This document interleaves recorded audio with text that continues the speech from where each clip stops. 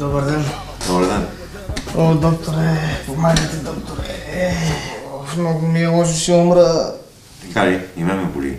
И аз ще умра. И вие ли ще умрете, доктор? И вие ли ще умрете? Къде точно е болката? Тя отзад. Отзад къде? Тръгва от крака. Тръгва от крака. Така. Сега пък. Така. Тук да не показва, нали са? Мъже сме, да? Така. Тръгва, върти целият кръст. Така. През корема. Да. Като стигне зад ухото, Така. точно където е очната ябълка. Сещате ли се? И прави бум. Страшно Точно, много и зад очната ябълка е тук силна болка. Да. Да. А тук боли ли те? Тук ме боли. А мен тук ме боли много. Но тук ме боли. Тук точно. Къде? Тук какво? Така. Това е апендицит. Значи, тук ли са ви боли или тук отзад? Вижте, То е че вие само свързано. ме обърквате. Ма те са свързани.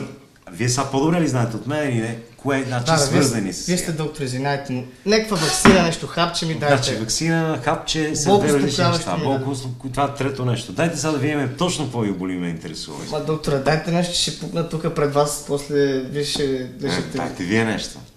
Аз какво да дам? Аз какво да дам? Аз затова Нещо искам болко простичко, успокояващо. орган или Не нещо. знам, не, аз не съм Примерно, доктор, вие сте боли ме доктор. дълъг, боли ме Ама сърце. вие учите 10 Това не години ми- там в боли ме- измислени висши образования. Примерно дроп. Как да ви помогна, като не знаем какво ви боли? Разбирате ли?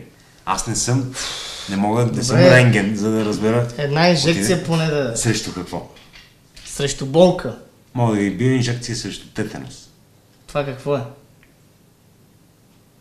Ма докторе, вие сте медицински термини на латиница, не обърквате мене. Аз съм монтьор, аз идвам от сервиза в момента. Така. Жена ми знае, че съм тук. Да. Шефа ме пусна по-рано. Така. Нали? И моята жена, между другото, знае, че съм тук. Вижте какво се прави. Така ли? Да.